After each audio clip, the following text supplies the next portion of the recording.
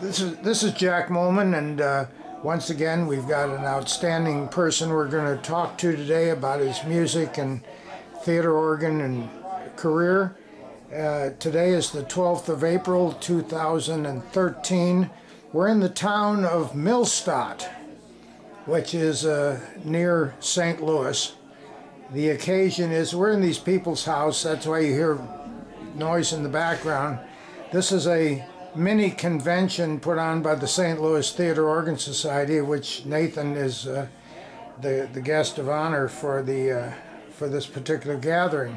So I've already said his name is Nathan Avakian, and we know him for being on the American Theater Organ Society Board of Directors as the youth representative since 2010. In fact, this year is his last year. We'll ask him a little bit about his experience there. 21 years old, making a name for himself, gets invited to do concerts apparently, because he got invited here to St. Louis, and he gets around quite a bit. So, how are you doing, Nathan? I'm doing well. How are you? Good. And how did you first get started in music? In music? Well, normally I tell the story of how I got started with the organ, because that was at a very early age. I was only 4 years old when I first was inspired with the theater organ. But before that, I had always played the piano by ear. We just had a piano in my house, and I would hear other music that excited me. I liked a lot of Disney songs. Henry Mancini, actually. I had a CD from a very early age of Mancini songs. And I would pick them out on the piano, and it basically, a lot of times I would just come up with my own, my family called them Nathan Originals, and I would just play for my own enjoyment, just make up things. And then occasionally my parents would be like, oh hey, that's Under the Sea. Isn't he playing Under the Sea? And so it kind of developed from there, and I had always played the piano. And then I got interested in the organ when I went to the Portland organ grinder restaurant. And how old were you then? That's when I was 4 years old. That's when you were 4. Yeah. Unfortunately, that restaurant closed just a couple years later, so I really don't remember that much from it myself. But I know that I was very obsessed in a healthy way, and I would actually do things like, there was one time when I would pretend that I was setting up an organ, like I remembered it from the pizza parlor, in my living room. And I would pretend that the piano was the organ, and I would tape little cut-out pieces of cardboard paper that were like stop tabs, and I'd tape them all over the piano. And then there was one day that I actually got a pencil and I drew pipes and percussion all over the living room walls, of course, when my parents weren't looking. Your parents must have been thrilled over that. Oh, they were thrilled. I have wonderful parents, though, and they were nice about it, but obviously they made me wash the walls and take it all down. For those that don't remember, the organ grinder was in Portland, and it was a pizza parlor. Very elaborate, on the scale of one of the last remaining ones we have today, which is in Mesa, Arizona, and the one in Milwaukee.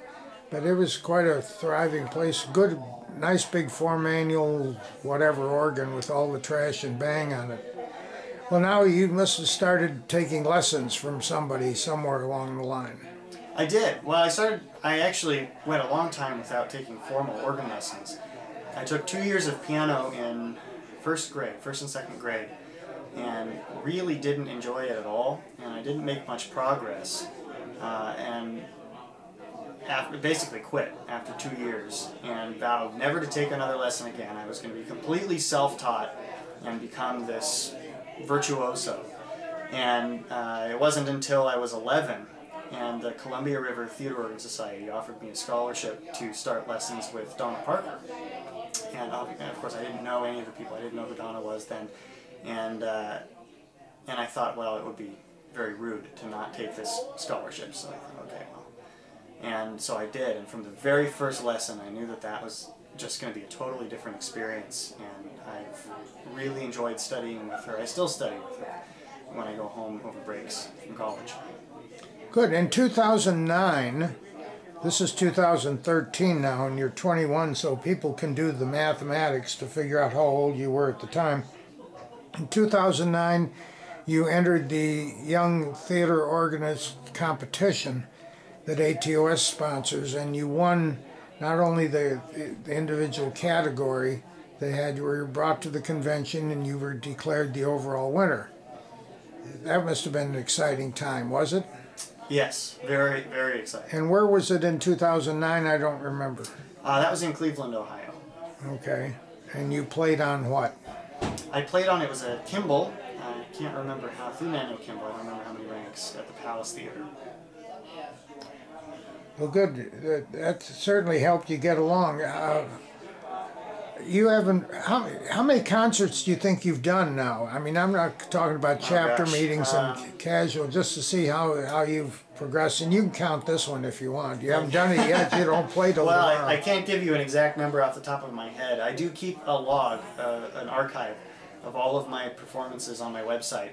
So I could go back and count them all. Well, what's an order of magnitude? I would say maybe 40 to 50 at this point. 40 or 50? That's an estimate. Really? I've been doing concerts. 2008 was really the first formal concert that I gave for a local organ chapter. And then obviously now I did the Australia 6-week tour of Australia and New Zealand a couple years ago. And well, let's try a couple questions out of your 40, 50 of these things. I keep a log too. I think that's very good to keep one.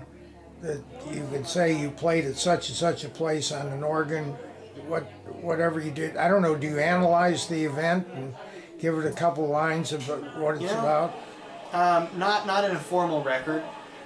Sometimes I keep all of my documentation from all of them. So I collect reviews. So you know what you played in contracts. the contract. Exactly. I try to be very organized. I keep a playlist, and in fact, I think I've done that for all of my concerts since 2008. So I can always remember, if I'm going back to play in another location several years from then, I can go back and look and make sure I don't play the same things. Oh, they'll forget anyway. Oh, that could be. Okay, well, of these, what was the most exciting one? The most exciting concert venue that I performed in? Oh my gosh, well that's... In terms of either the organ, the how you did, how you played, the response of the audience, the most exciting one that you'd do it over again? Man, that's a tough one. Because they're all so different. I would say one of the events that really stands out is the concert that I did in 2009 that I called Outside the Box. That was the first time that I had really ventured outside the traditional concert format. And I got a dance company involved to choreograph original dance pieces to theater organ music. I did a dramatic scene to a music piece that I had written with a fellow actor from my school, and I had my sister, a vocalist, do some vocal numbers, and I played some solo piano pieces. And basically put together a show, a variety show, that drew a crowd of approximately 400 for what started out as an event that draws a crowd of about 50. And that was the first time that I had really experienced a successful public event that involved the theater organ, myself. And it was extremely exciting. The energy was overwhelming. Well, let's try the extreme now. What do you think is the biggest disaster you had? The biggest disaster? That you hope that will never happen again, you never go back, or you don't have to name the place if you don't want to, but... I have been very fortunate. Other organists, everybody has their own horror stories, and I mean, I've been in plenty of locations where the organ just didn't work so well, or where there was, whoever maintained the organ had passed away several years ago, and nobody stepped up to the plate, but they're still doing concerts, and that's not one place specifically, but that's a problem that you see occasionally. I almost had a problem with this concert because there were lots of storms in the Chicago airport, and I almost didn't make it here in time to practice. So, but that crisis was averted, fortunately. I've been very fortunate, though. I haven't had any really, really bad experiences yet. Well, you haven't been at it that long. That's true. I expect that I will. Yeah, now give you, that's why one of the reasons why we're making these recordings of not only the old people, but also the real young people that are just getting started, because I could come back, assuming I'm still around, and 5 years from now and say, hey Nathan, the same questions, you might have a different approach to it. I'm sure I would. We should do another interview. Well, we're going to. Now, what is your pie in the sky aspiration of some place that you haven't played to play? Now, I know this is very premature, but I mean, where do you really want to go that might be a little difficult, that is the once in a lifetime deal for you? Oh man. Honestly, I don't know how to answer that question, because I mean, I have looked for a lot of the places that I've looked forward to playing, Organist Pizza and the San Filippo Music Palace, and many iconic places I have been fortunate enough to play. But it's always interesting that the things that I enjoy the most out of instruments, I often find in obscure places, in smaller venues, where the organ just clicks. It's got the perfect quality for the music that I like to play, the perfect balance of acoustics and that studio in-your-face feel. And I guess I really just enjoy experiencing.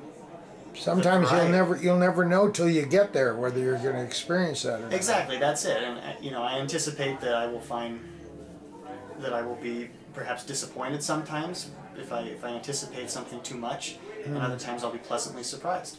Okay, what is this outside the box now? What to somebody that doesn't understand what that means? What is that to you and what you're trying to do with the theater organ? It's constantly evolving, because when I obviously that phrase was not coined by me, but I kind of came up with that term as a title for that concert that I explained in 2009, and it kind of just stuck because that word got around that event was so successful. That's what the first article that I wrote for Theater Organ Journal was inspired by. It was a kind of a how-to of concert programming and event marketing about that concert. And then when I started playing other places, people would ask me if they could use that title to title their concert that I was giving. So I had multiple outside-the-box concerts. I even did an outside-the-box part 2 in Oregon that somebody asked me to do. And then when I released my first CD, it was a lot of the music that I had been playing around that time, and it just seemed fitting to call the CD Outside the Box to kind of put a close on that chapter. Really, what it originally was meant to be was just that, it was an organ concert, but it was not typical at all of what an organ concert is. It was outside the box in terms of what is expected from an organ concert. Obviously, it wasn't called an organ concert at all, and that's the best thing, is don't call it an organ concert. Exactly. So since then, though, I have been stepping farther and farther outside the box, and now I'm doing some more complex MIDI sequencing to create rhythm tracks that I play along with. And I've been tackling some pieces that are very far away from what most people would consider standard theater organ repertoire. So I'm trying to keep pushing my own limits and doing things that are farther and farther outside the box. So I guess I'll have to come up with a new term in a couple of years. Okay, what are you doing these days? Are you in school? Studying what and where? I am in college. I'm a junior in college right now, studying lighting design for theater. Lighting design for theaters. It's always been a passion of mine, theatrical lighting design, almost as long as the music has been. And I hadn't, when it came time to go to college, I had not gotten an education in lighting design, and I wanted to prepare myself to work. Where are you going? I'm going to the State University of New York at Purchase. Mm-hmm. So what's going to be your life work? Music, theater, selling hamburgers? What's your ambition here? It's hard to tell. My main interest has always bounced back and forth between music and theater. And I love everything about theater. I did musical theater performance in high school. I trained in dance for 15 years in tap, jazz, and ballet. And I've always had, all these parallel interests, and at times I've been more focused on one than another, and I never quite knew what I wanted to do. And it's pretty much right now been narrowed down to lighting design and then music. And I play the theater organ, but I'm very interested in composition and arrangement in a broader sense. So whatever I do, and I don't know exactly what I'll be doing yet, I want to keep those two elements constantly in my life, and they do work together. Okay. Lighting design, now, are you talking about designing the equipment or its application in a theater environment? That would be application in the theater. So when you go to see a show, the lighting designer will decide what type of lights to use, where they'll go, and how they will work in the show. Certainly complicated from some of these shows I've seen.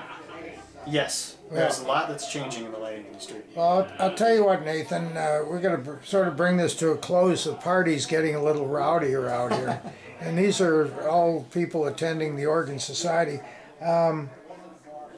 Would you have any final words that you'd like to maybe encourage somebody who's watching this to get into the organ or the music world? Well, just, I guess, I know it sounds cliche, but, find what you love to do and do it. And I've been, going through this process myself, finding my own musical voice. And I've become recently, as I mentioned, very excited with all these rhythm track pieces. And I just think it's so important, especially with the theater organ, for technicians, and organists, and just enthusiasts in general, to get rid of the stereotypes and feeling like you're obligated to do what is expected of organists or what is expected from the instrument, and just break the mold and do what you love. Well, good. We wish you well, Nathan, not only here in the St. Louis area at the concert tomorrow, which will be at the Lincoln Theater in Belleville. We're in this home in Millstadt, which is a small town on the Illinois side, anyway, of St. Louis. And anyway, we wish you well with the program tomorrow and what you're going to do in the future. And we hope to hear some great things. So thanks for being with us. And Jack Moelmann signing off this particular interview. Thank you.